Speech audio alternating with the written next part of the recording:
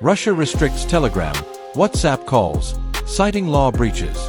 Russia has started restricting some Telegram and WhatsApp calls, accusing the foreign-owned platforms of failing to share information with law enforcement in fraud and terrorism cases, the Digital Development Ministry said on Wednesday.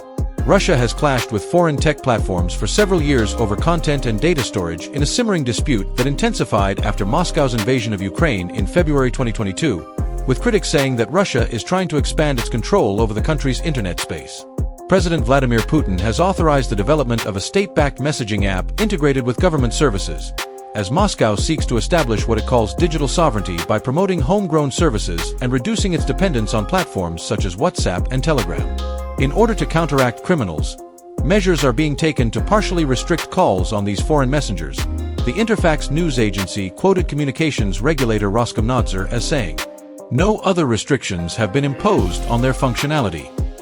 WhatsApp owner Meta Platforms opens new tab and Telegram did not immediately respond to requests for comment.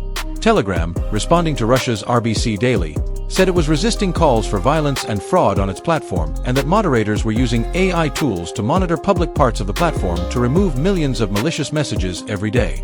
Reuters reporters verified the restrictions, noting that voice calls on Telegram had barely functioned since August 11th and that WhatsApp calls had been rendered impossible due to intermittent sound and a metallic buzzing.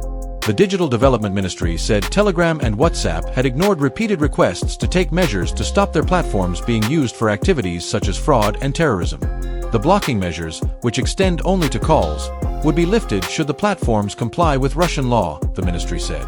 This includes opening legal entities in Russia, complying unconditionally with all Russian laws and cooperating with Roskomnadzor and law enforcement, said Anton Gorelkin, deputy head of the lower house of Parliament's Information Technology Committee.